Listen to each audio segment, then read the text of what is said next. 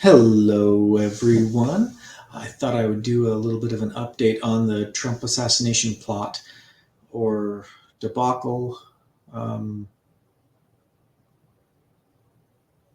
journey. I don't know. It's crazy what's going on. So the United States House of Representatives have decided to create a task force to figure out what's been going on, and in typical Republican fashion, they decided to not go with a meritocracy. They didn't put the best people on it. They put the most political people on it, I guess. Those that voted for spending bills instead of those who actually knew what they were talking about. I've got a clip here between two representatives. What are your views and your feelings about the task force that has been created to go zero in on exposing and finding the truth with respect to the very clear assassination attempt that almost took the life of former President Trump, our Republican nominee? And, how do you see that playing out? Obviously, Eli wasn't put on there. We have a couple of good friends that were, and Clay Higgins and a couple of folks. But how do you feel about it in this last minute and a half? Yeah, no, there are good people on that committee, but let's be honest. This was assembled like it was like an energy and commerce subcommittee. Like you had to have geographic balance, you had to have your like DI picks or whatever. And my concern on this committee is that you excluded the people with the most experience over politics. Let's just be straight. The reason Eli Crane and Corey Mills, two actual snipers in the United States Congress, aren't on this committee is because they don't vote for the shitty spending bills. That's why. And so the signal here for the posse is they're trying to say that if you vote against the bad spending bills, even when you're the most qualified, we're going to diminish your experience in the United States Congress. That's absurd. So I want to do everything we can to help the task force be successful, but let's acknowledge what we're seeing. Politics, not a real alignment of people's technical skills with the mission at hand. That's why we can't have nice things. Yeah. So instead of having Eli Crane or Corey Mills, who are both accomplished snipers, on the task force, they're also representatives within the House.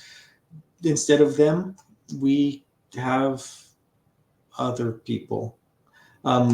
Representative Biggs, he is a credentialed investigator. So I would say he's a pretty good pick, just like Matt Gaetz said. But other people, they could have put the two best people on there instead of less qualified people on there. That's my opinion on that. Actually, I've got a clip with Corey Mills as well. Let me bring that in. Congressman Corey Mills joins us now. Corey, what did you hear today from this director of the Secret Service? Well, first off, it was completely unsat for the Secret Service director to try and act as if his information is going to be sufficient to the American people. What did we confirm here today? One, that we never should have had it on this actual site location without a proper advance. And if we saw that we didn't have a full presidential package, we should have moved the event 15 minutes down the road to the airport like he's done before, which is a much more secure area with less buildings with a vantage point. Myself and Congressman Eli Crane went up and we went to both of the counter sniper locations, and I laid personally right where Thomas Crooks took the shot. And I can tell you that from that building, you have a vantage point where you can see the shooter at all times. We went down to the exact location where President Trump was standing during the incident. And I can tell you the Kubota Manufacturing Center, were about 420 plus yards outside of the perimeter zone, was a direct 12 o'clock shot on the president. Not to mention that there was an entire slew of buildings that was on the opposite side of the stage that also could have had snipers from that position. The entire thing was a botched incident. And you forget one key thing. The local law enforcement offered a drone capability to provide surveillance, and the Secret Service denied it. And they weren't there in the morning brief to get the comms channel frequencies, which I can tell you, I had a whistleblower come to me who was in one of the positions that said, we saw Thomas Crooks up to 20 minutes prior to the actual incident, and he had talked to his partner and said, I didn't know they let Antifa in here because of his dress and appearance. Look, this is the biggest Secret Service and security breach and failure that we have seen in our lifetimes. And we're talking about our presidential nominee, the former president who was denied counter snipers, as you pointed out.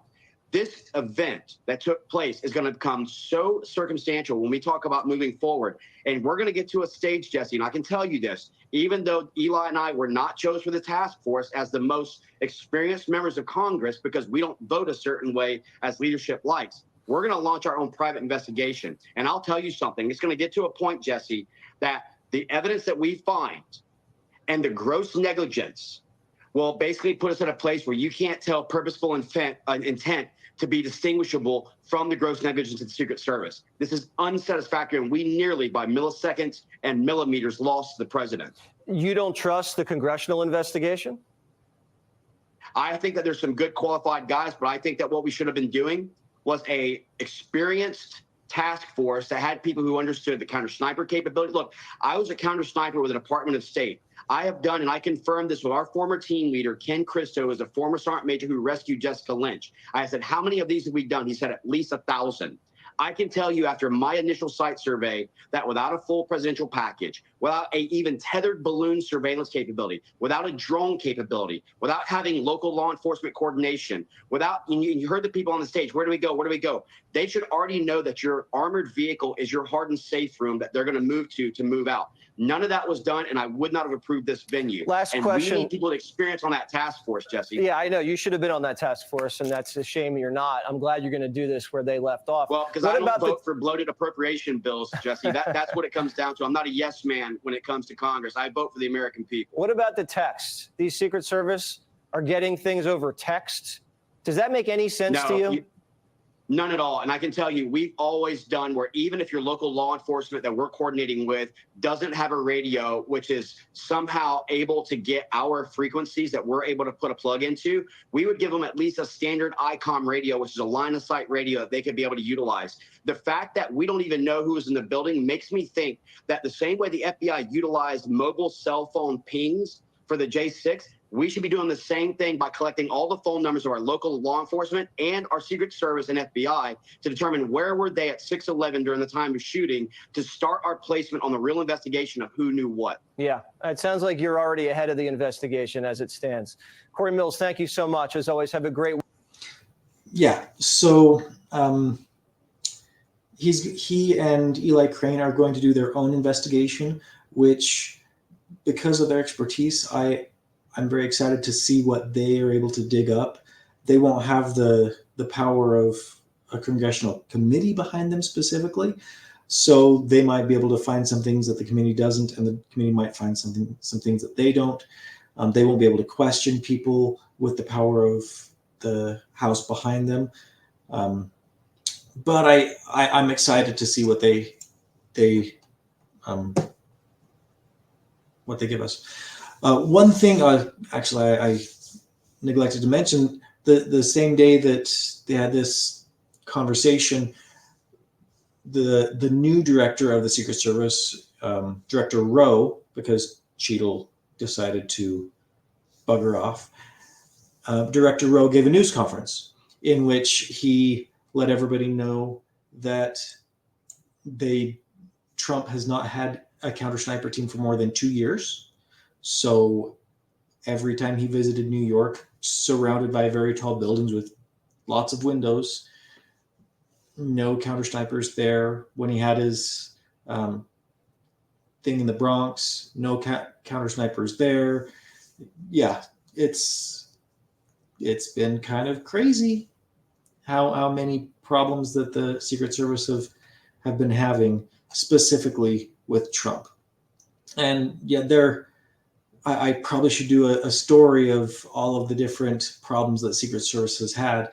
Like, I think it was Obama that the Secret Service had a drug and hooker not orgy, something along those lines.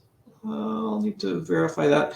And there was also a situation like that the night before JFK was assassinated, that they were they were out drinking well into the wee hours of the morning before the assassination. So it seems like this, since the 60s, there has been times when the Secret Service has not lived up to what we expect for them. Anyway, like they had mentioned, text communications between Secret Service, they didn't have comms beyond texting each other.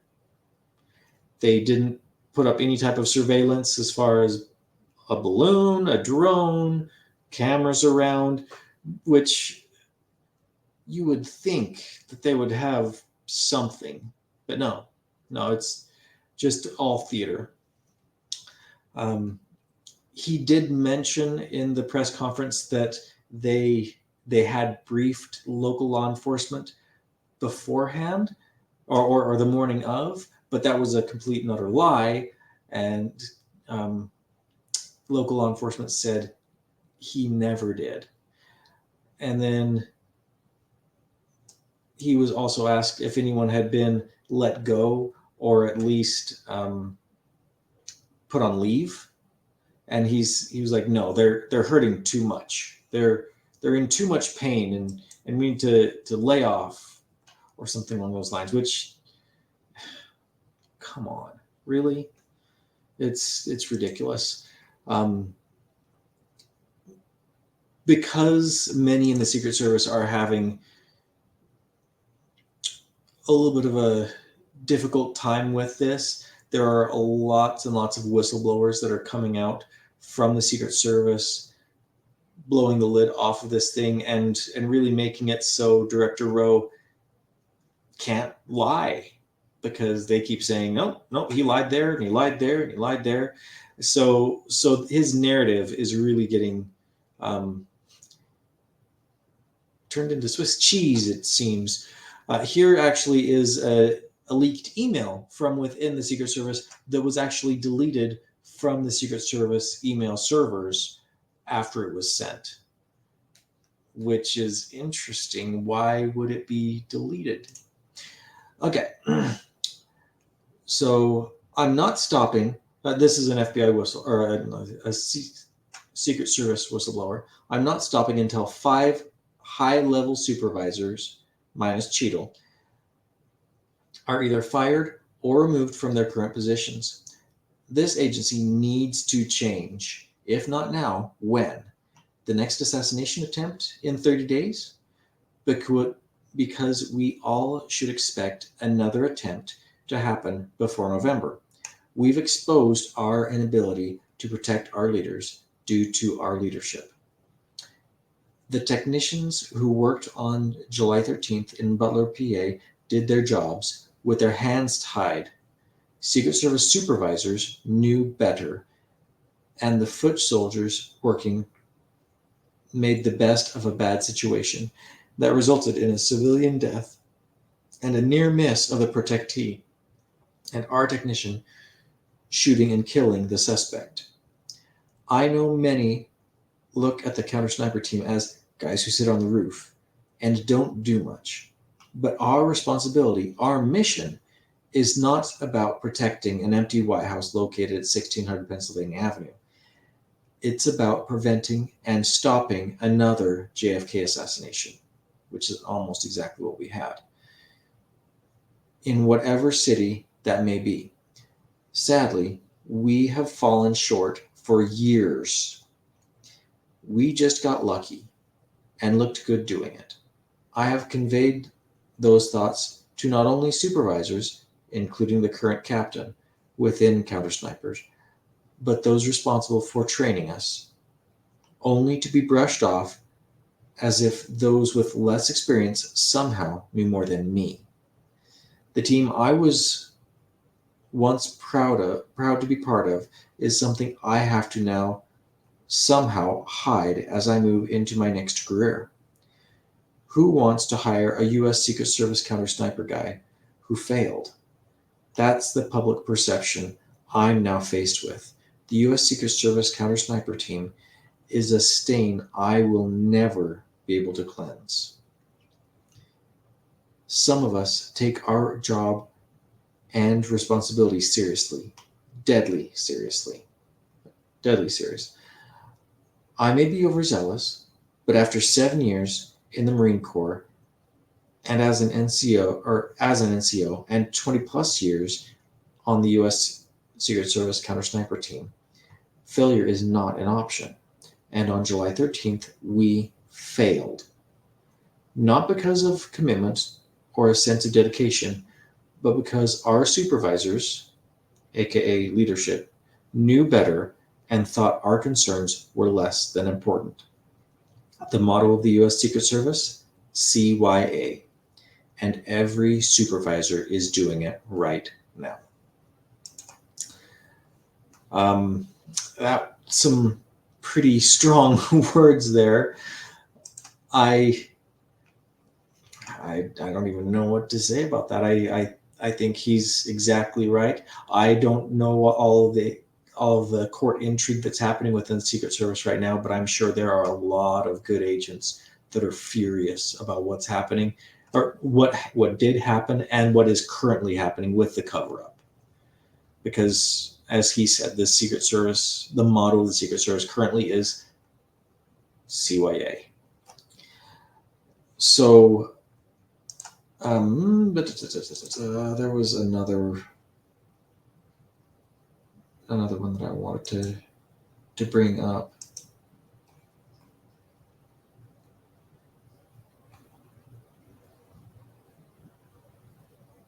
Okay, yeah, this one. This is another one from Jesse Waters, and since Tucker has left, Jesse has really stepped into the Tucker Carlson role, and I virtually never watch Fox News because I don't have cable, and two, I don't care about legacy media at all. But there are clips of Jesse Waters that are pretty good. So here's another one for Jesse Waters. Fox News alert. Secret Service whistleblowers are coming out of the woodwork, furious about last week's press conference where the director, Ron Rowe, admitted the agency failed but wouldn't fire anyone. Trump's entire protective detail's been an illusion. The rally in Butler was the first time the Secret Service sent counter snipers to a Trump event. And those snipers were communicating by text message without Wi-Fi. Only the locals had radios, and according to the Washington Post, the Secret Service wasn't even in the same room as they were. They were in a completely different command center on the opposite side of the farm. Basically, the Secret Service was playing a big game of telephone while Crooks was stalking the grounds. Who signed off on this disastrous plan?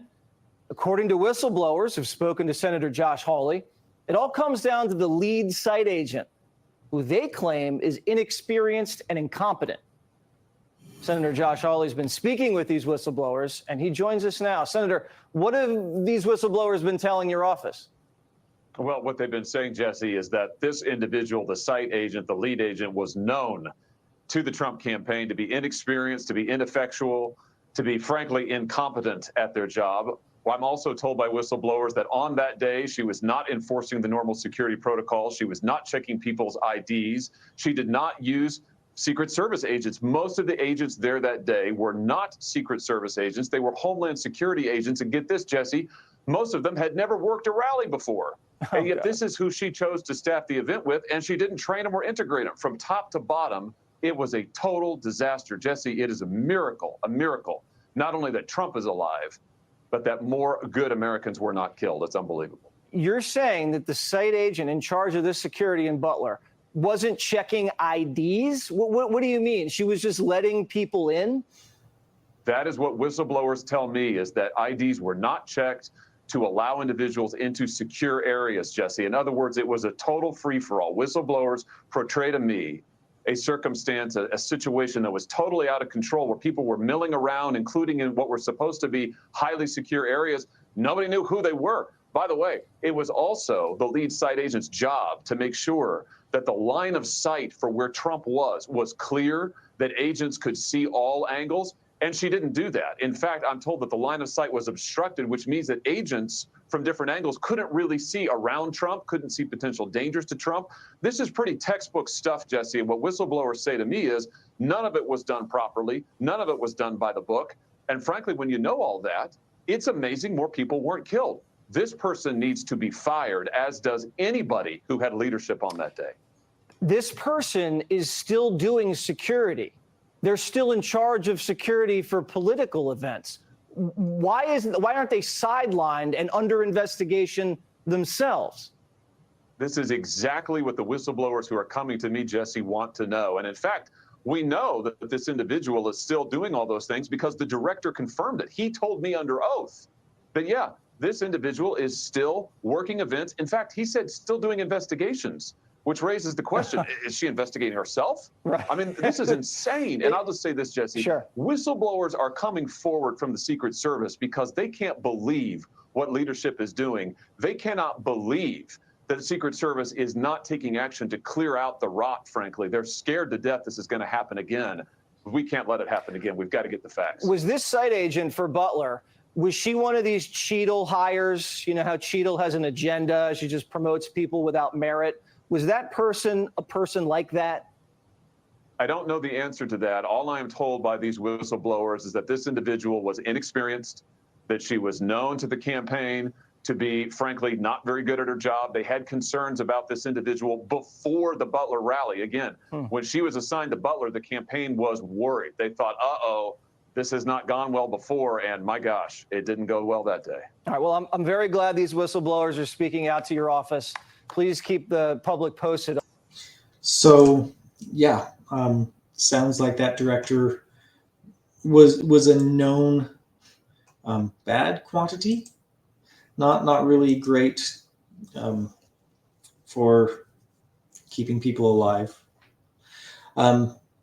So there were a couple clips on the Jesse Waters videos where he actually was showing footage from different angles of the assassination attempt, and I actually wanted to bring two of them forward.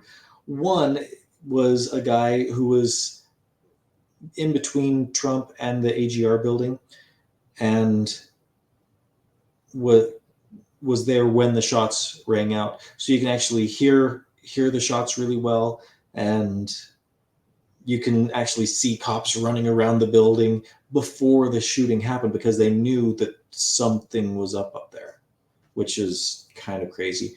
And as you can see, there's actually, you can't see that because my big fat face is in the way. And that's worse. There we go. So the timestamp is right there, and I think it's 6:11 is when Trump was shot. And I jumped forward a little bit because it starts at like 5:20. So there were rumblings for almost an hour before the shooting, and Secret Service dropped the ball. Okay, so I'll start it here. Yeah, There's somebody in this building. There's a cop. There's a cop. They're looking at the building, trying to figure out what's going on.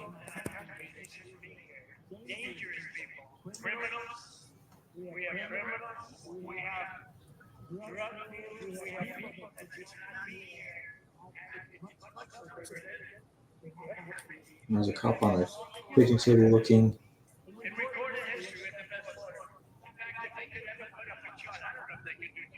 And I think in just a little bit you're going to hear someone say he's got a gun.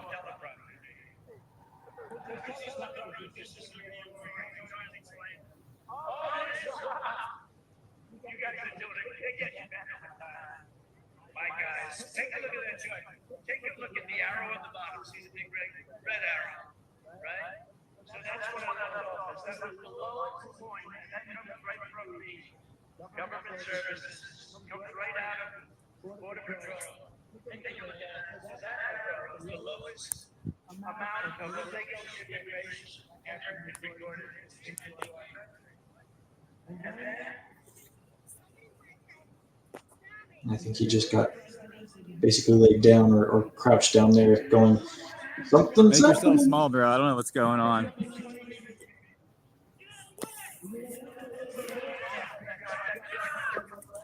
And there it is. He's got a gun.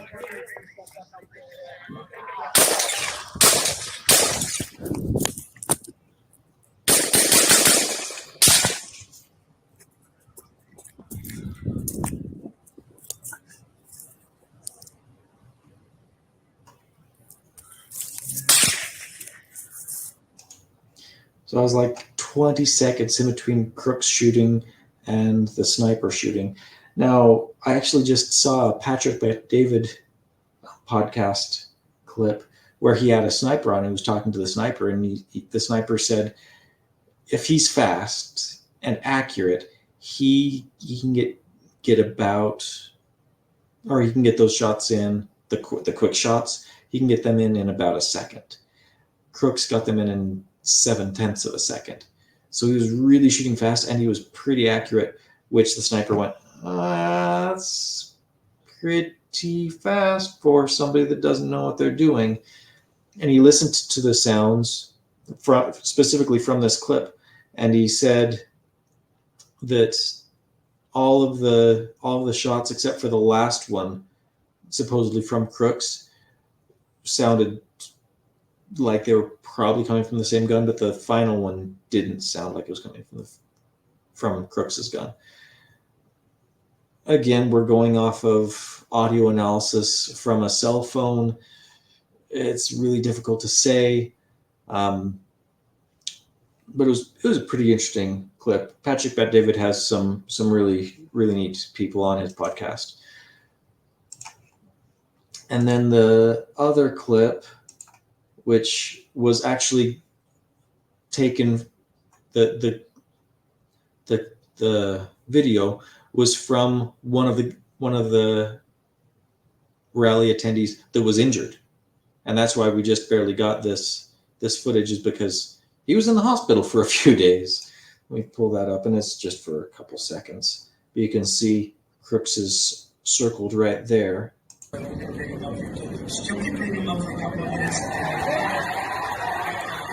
Crooks back up over here.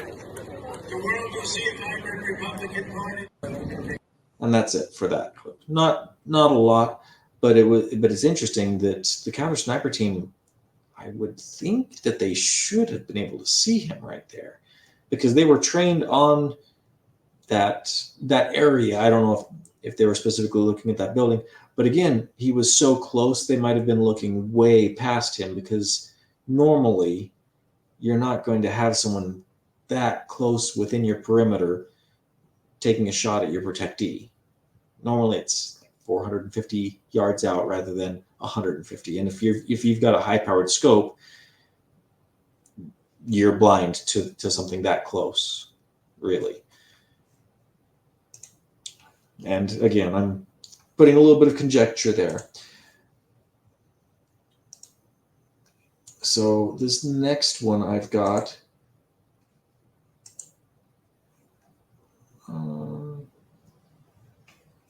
I'm going to skip that one. And let's look at this. Now, this is from Susan Crabtree. She's the one that broke the FBI whistleblower email. And she's really digging into this and bringing forth some really good stuff. So in this, she says, Rowe lied to Congress. Exceptional Secret Service sources are telling me that Rowe blatantly lied to senators when he testified on Tuesday. Rowe said it was Trump's permanent detail working the shift that day, the innermost ring of security protection for Trump or any other protected. Not true. The shift was all Candidate Nominee Operations Section, or CNOS. Temps. So they were temporary CNOS. My sources are telling me. In other words, the shift was made up of various field office agents. It's important because CNOS temps do not train together regularly and don't have regular, steady experience coordinating and working together.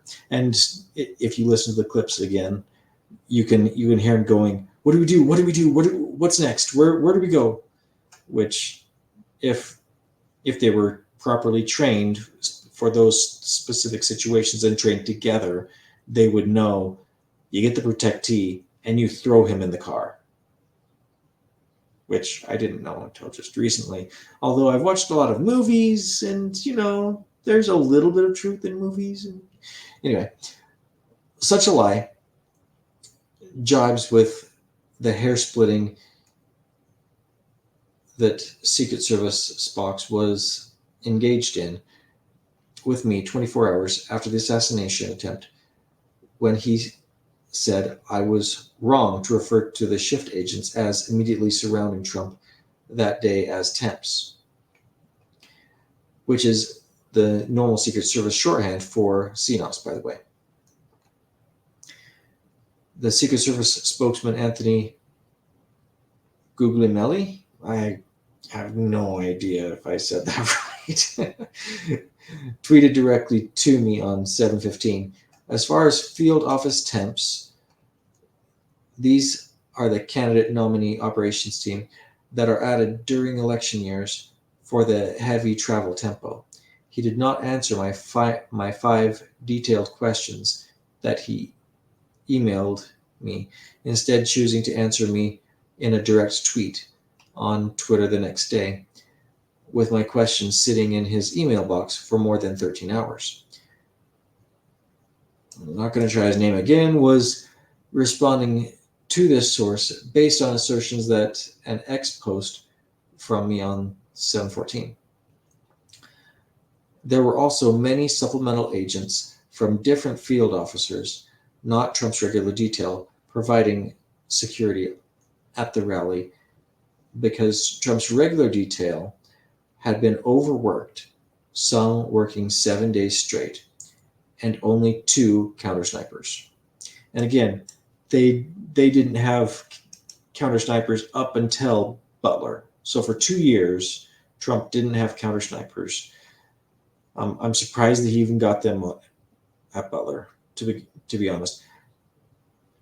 And the conspiracy theorist within me goes, okay, the security is going to be so porous that the sniper is going to be able to take a shot at Trump, take him out, and the counter snipers will be able to take out the shooter. That way, it's all wrapped up in a nice little bow. We can blame it on Iran, get our war with Iran, get Nikki Haley in as the nominee because she's the only other person that had delegates at that point in time. Pompeo is the vice president. Perfect, wrapped up in a narrative, and all the MAGA people are mad at Iran, and we have our military force. They can all go die in Iran, and all of those that basket of deplorables, as Hillary Clinton likes to call them, they would all, or a good portion of them, would die in war, fighting a foe that actually never did anything specific to this situation. Interesting, possible. But until we get more information, we'll probably never know if any of that narrative is actually accurate. It's a nice story, and I really think a fiction writer should put something like that together. Oh, it would be an awesome read. Just saying. Brandon Sanderson? No, he's more into magic related stuff. Great author though. Anyway, that's all I've got for you on this one. It's a little bit longer video, but it shows that there's a lot of questions left unanswered and a lot of CYA happening with the Secret Service that, unless Trump is elected into office and he declassifies everything as he said he would, specifically related to this, we may never know. Hopefully he will be elected, or hopefully whoever is elected will declassify all of that. Probably he'd be the only one that would. So that's all I've got today.